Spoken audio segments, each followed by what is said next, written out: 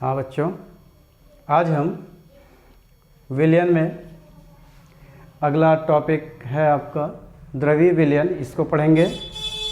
द्रवीय विलयन क्या होता है, किससे कहते हैं। तो हम ये कह सकते हैं कि एक ऐसा विलयन जिसमें एक ऐसा विलयन जिसमें विलायक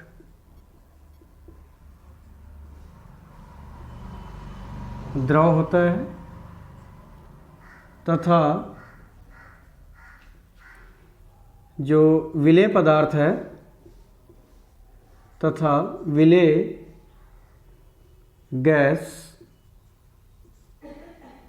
द्रव तथा ठोस में से कोई एक हो।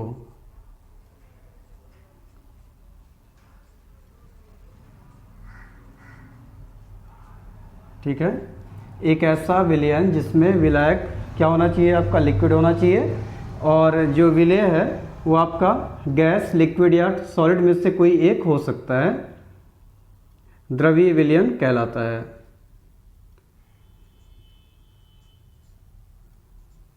तो इस प्रकार के सॉल्यूशन को हम क्या कहते हैं, द्रवीय विलयन कहते हैं। मतलब इसमें आपको ये ध्यान देना है कि जो विलायक होगा वो तो आपका फिक्स है कि विलायक क्या होगा, आपका यहाँ पर लिक्विड होना चाहिए, जबकि विलेय पदार्थ आपका या तो गैस हो सकता है या लिक्विड हो सकता है या तो सॉलिड हो सकता है।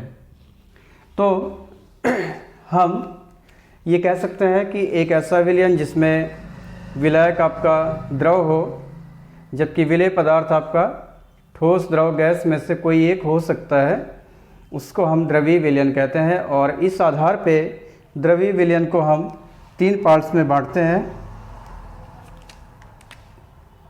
द्रवीय विलयन आपका जो है ये 3 पार्ट्स में है।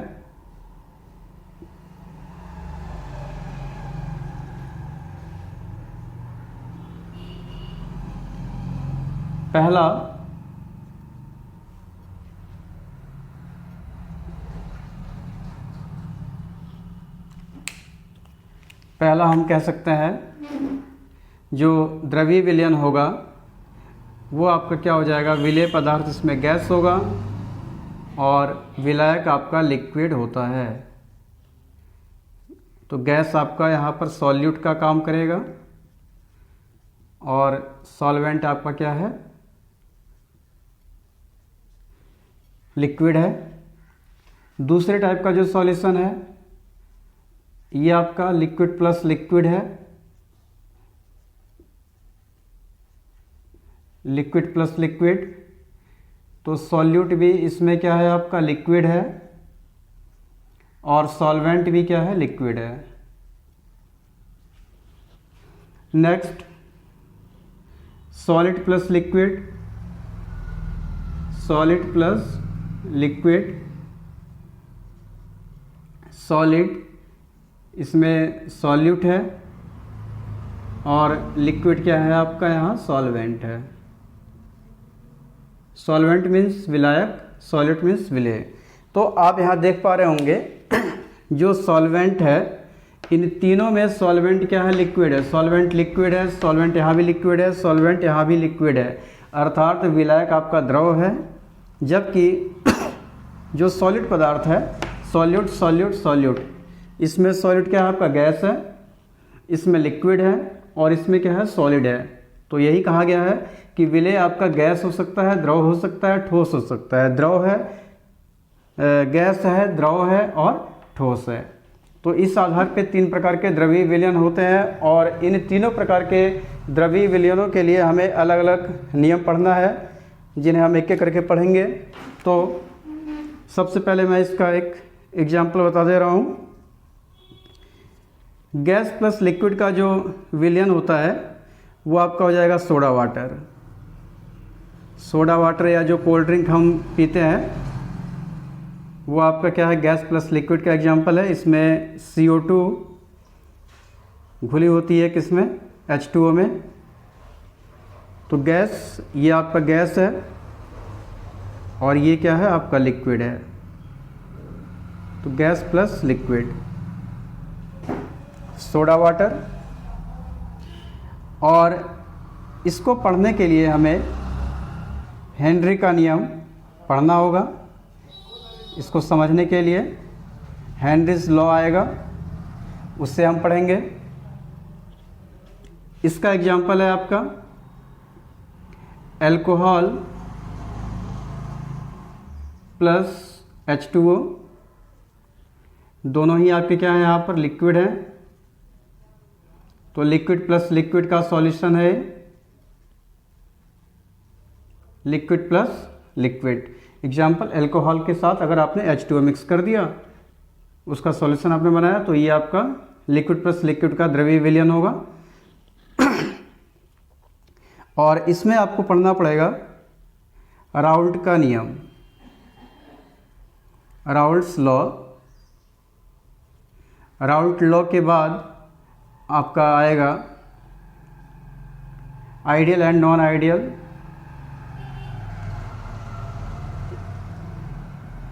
आइडियल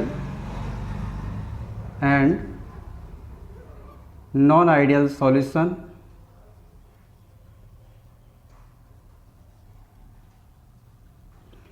आदर्श और अनादर्श विलयन। आदर्श व अनादर्श विलयन।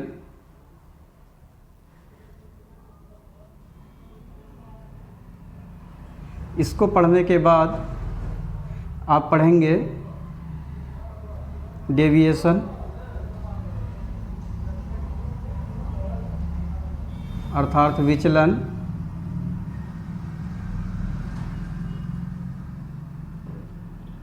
विचलन के बाद एजेट्रोपिक पढ़ेंगे, स्थिरक्वाथी।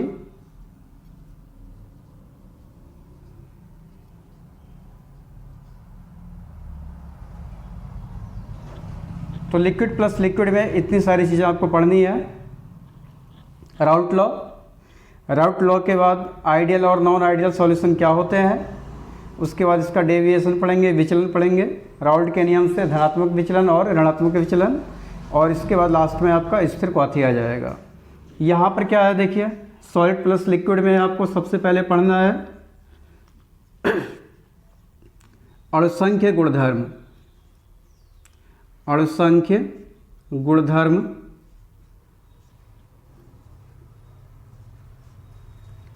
जो कि 4 होते हैं आपके, जिसमें पहला है वाष्प दाब का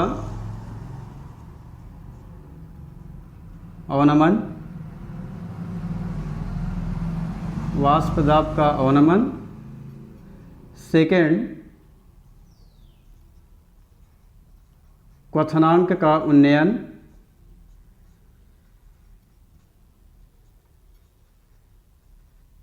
क्वथनांक का उन्नयन।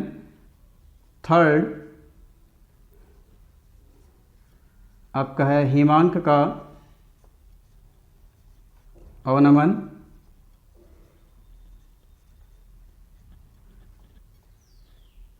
फोर्थ है परासरण दाब, ऑस्मोटिक प्रेशर। इन सबको पढ़ने के बाद हम लास्ट में पढ़ेंगे want half factor, want half गुणांक।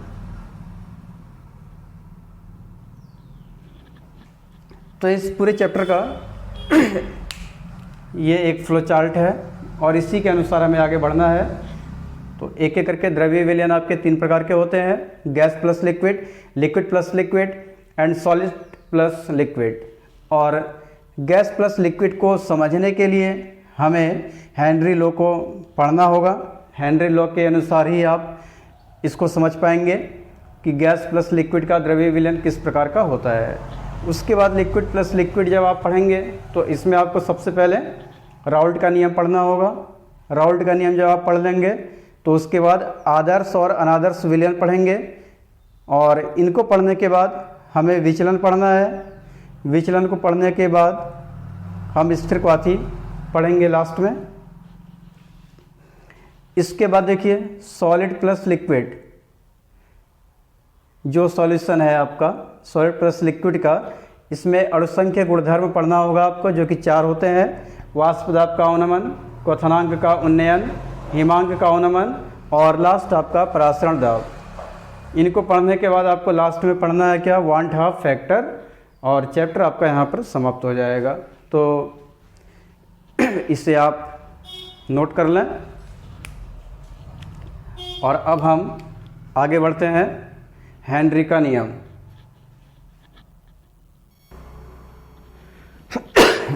इसके बाद आते हैं हम हेनरी लॉ।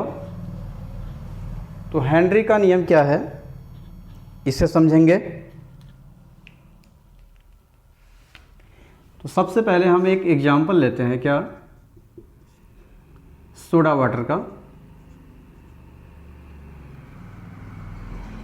सोडा वाटर या जो आपका कोल्ड ड्रिंक होता है,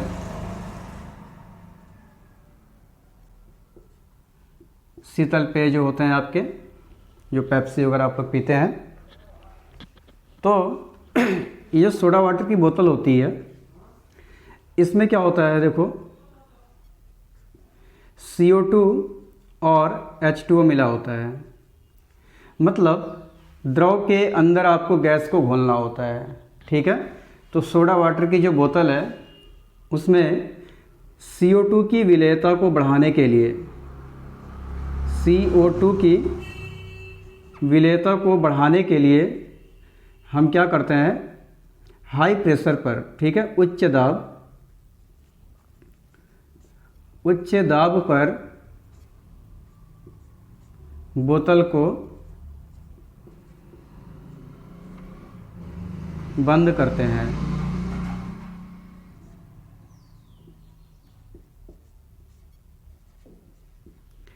इसीलिए आपने देखा होगा जब शेक करते हैं किसी भी सोडा वाटर को या पेप्सी को और ढक्कन खोलते हैं तो झाग बना करके गैस जो होती है CO2 वो आपकी क्या हो जाती है, उड़ जाती है। और अगर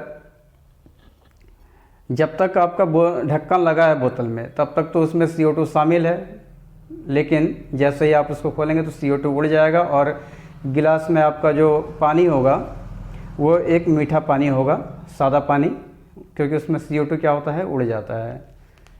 तो CO2 की विलेयता को बढ़ाने के लिए हमें उच्च दाब देना पड़ता है। जितना आप प्रेशर बढ़ाओगे उतना ही क्या है, CO2 की मात्रा उसमें और अधिक घुलेगी। तो अगर हम एक टॉपिक की बात करते हैं कि मोल फ्रैक्शन, मोल फ्रैक्शन क्या बताता है, मोल प्रभाज, ये एक विलयन है। मान लीजिए ये H2O का है और CO2 का एक सॉल्यूशन है, ठीक है, सोडा वाटर ही है मान लो ये, तो इसमें H2O भी है और CO2 भी है। तो मोल फ्रैक्शन ये बताता है कि जिसका मोल अधिक होगा उसकी मात्रा उसमें क्या होगी, अधिक होगी। मान लीजिए इसकी मात्रा 0.8 है और इसकी मात्रा 0.2 है, क्योंकि दोनों का सम क्या होता है, 1 होता है। तो इसके इतने मोल हैं और इसके इतने मोल हैं, ठीक है। तो आप देख करके आइडिया लगा सकते हैं, बता सकते हैं कि इसमें जो है जल के मोलों की संख्या है वो अधिक है। इसका मतलब जो मोल अंश होगा वो जल का क्या होगा, अधिक होगा यहाँ पर, और CO2 का मोल अंश क्या होगा, कम होगा। तो जैसे जैसे आप जो है CO2 को बढ़ाते हैं, मतलब उच्च दाब करते हैं, प्रेशर को बढ़ाते हैं, तो CO2 की मात्रा भी क्या होगी, आपकी बढ़ती रहेगी। और अगर कंडीशन ये हो गई कि 0.8 CO2 हो गया और 0.2 आपका H2O हो गया, तो उस कंडीशन में CO2 की विलेयता बहुत अधिक हो गई है इसके मुकाबले, और इस विलयन में CO2 क्या है, जल की अपेक्षा अधिक विलेय है। तो CO2 जो भी गैस होती है, गैस की विलेयता किस पर निर्भर करती है, दाब पर। गैस की विलेयता दाब बढ़ाने पर बढ़ती है, दाब बढ़ाने पर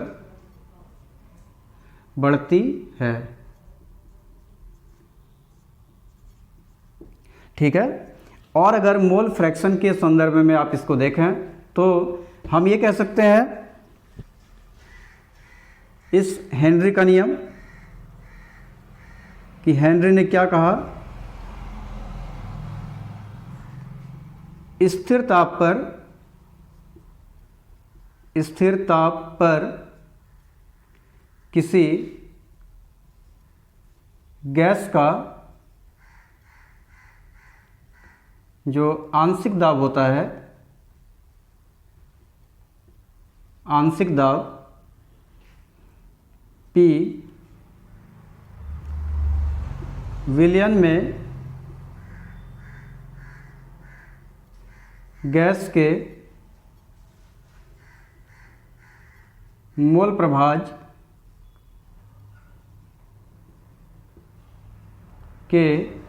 प्रभाज हम यहाँ xg मान ले रहे हैं गैस के लिए, मोल प्रभाज xg के समानुपाती होता है,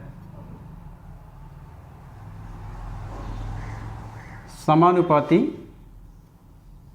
होता है। यही आपका हेनरी का नियम है। देखो यहाँ पर हमने बताया अभी आपको कि गैस की विलेयता क्या होती है, दाब बढ़ाने पर बढ़ती है।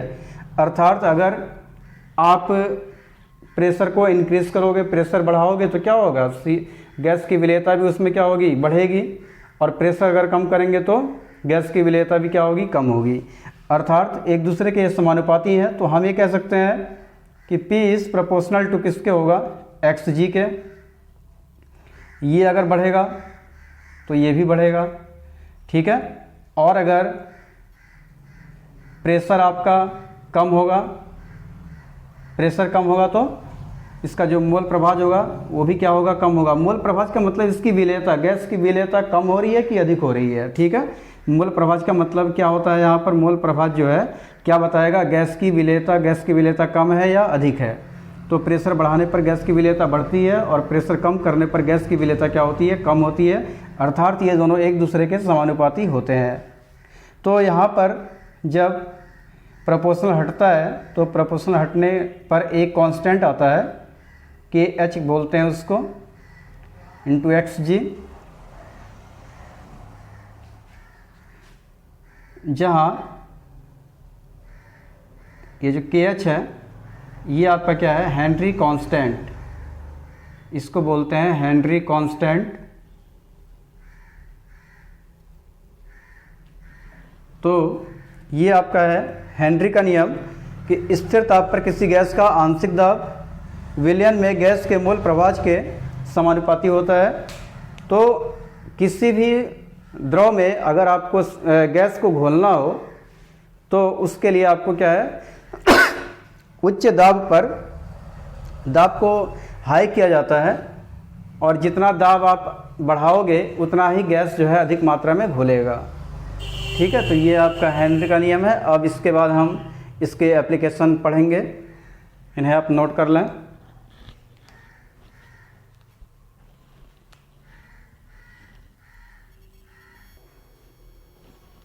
हाँ बच्चों, अब है इसके बाद application of Henry law, Henry के नियम के अनुप्रयोग। ठीक है। इसके एप्लीकेशन आपको देखना है कहाँ कहाँ इसका यूज होता है।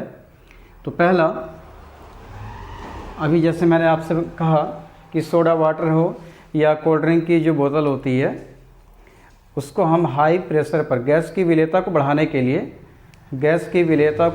के लिए हाई प्रेशर पर बोतल को बंद किया जाता है। ठीक है। तो पहला एप्लीकेशन इसका यही है, इससे पहले जो हमने समझाया आपको। सेकंड, गहरे समुद्र में गोताखोरों को उच्च दाब की वायु में सांस लेना पड़ता है। ठीक है, इसको अभी हम समझा रहे हैं। पहले यहाँ देखें, जैसे मान लीजिए ये आपका समुद्र का सतह है,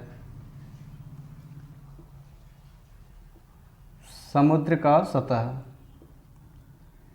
ऊपरी सतह है। तो जैसे जैसे गोताखोर नीचे आते हैं, ठीक है, तो यहाँ पर जो अगर कोई गोताखोर है, यहाँ पर कोई गोताखोर अगर है, ठीक है, तो जैसे जैसे ये नीचे आएगा तो होगा क्या, यहाँ पर जो है इस पर जो प्रेशर लगेगा, एटमॉस्फेयर वायुमंडलीय दाब लगेगा यहाँ पर। जैसे जैसे ये नीचे आएगा, यहाँ आया, यहाँ से यहाँ आया, यहाँ से यहाँ, ठीक। तो जैसे ये गहरे समुद्र में आते हैं तो ऊपर तो वायुमंडलीय दाब लग ही रहा है और जल भी क्या करता है, दाब लगाता है। ठीक है, तो जब जल दाब लगाता है तो प्रेशर में क्या होता है, वृद्धि होती है।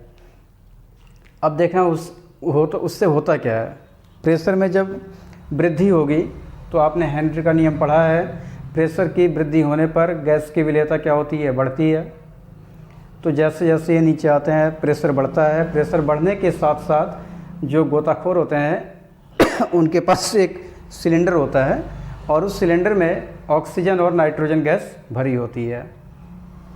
तो जैसे जैसे वो सब नीचे आते हैं तो दाब में इंक्रीज होता है, दाब बढ़ता है, दाब बढ़ने से गैस की विलेयता बढ़ती है।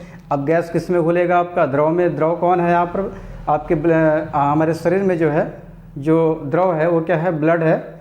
तो गैस जो है घुलना शुरू होती है किस में, द्रव में।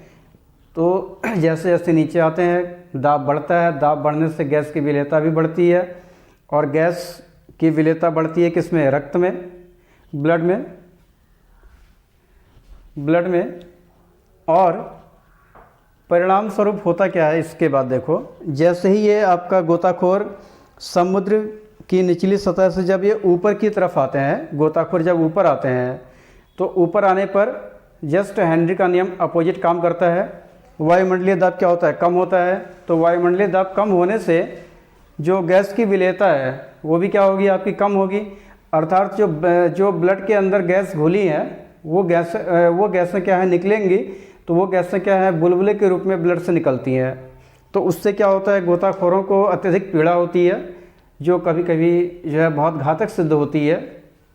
इसलिए इस अवस्था को हम क्या कहते हैं, एक नया नाम देते हैं मेडिकल में, बैंड। तो बैंड ये अवस्था होती है और बैंड से बचाव के लिए हम क्या करते हैं, जो गोताखोर का सिलेंडर होता है उसमें ऑक्सीजन और नाइट्रोजन के अलावा उसमें एक गैस और भर दी जाती है, हीलियम। हीलियम इसलिए भरी जाती है क्योंकि वो क्या है, बहुत ही कम विलेय है, उसकी विलेयता बहुत कम होती है और उसको मिलाने और उसको मिलाने से जो आपका नाइट्रोजन और ऑक्सीजन है उसकी सांद्रता में कमी आ जाती है, जिससे गोताखोरों को ज़्यादा पीड़ा नहीं होती है। तकलीफ़ तो होती है उन्हें लेकिन ज़्यादा नहीं, इसलिए उसमें हीलियम गैस मिला दी जाती है। तो यहाँ लिखा है, गहरे समुद्र में गोताखोरों को उच्च दाब की वायु में सांस लेना पड़ता है क्योंकि जब वो नीचे आ रहे हैं, ठीक है, तो प्रेशर आपका हाई होगा, तो इसमें सांस लेना पड़ता है जिससे वायु में उपस्थित ऑक्सीजन तथा नाइट्रोजन की रक्त में विलेयता बढ़ जाती है। और जब गोताखोर सतह पर आते हैं, ऊपरी सतह पर जब आते हैं तो घुली हुई गैसें बुलबुलों के रूप में रक्त से निकलती हैं। ये सॉरी थोड़ा तबीयत खराब है। ये बुलबुले कोशिकाओं में अवरोध उत्पन्न करते हैं और रक्त के प्रवाह को भी क्या है, प्रभावित करते हैं। परिणाम स्वरूप क्या होता है, गोताखोरों को अत्यधिक पीड़ा होती है, जो कभी कभी घातक भी सिद्ध हो जाती है। इस अवस्था को हम बैंड कहते हैं। बैंड से बचाव के लिए गोताखोरों के गैस सिलेंडर में वायु के साथ हीलियम गैस भी मिला दी जाती है, जिसकी विलेयता क्या होती है, अत्यधिक कम होती है। और गैस सिलेंडर में हीलियम 11.7%, नाइट्रोजन 56.2 और ऑक्सीजन 32.1% होता है। तो ये आपका है एक बहुत इम्पॉर्टेंट एप्लीकेशन है हेनरी के नियम का।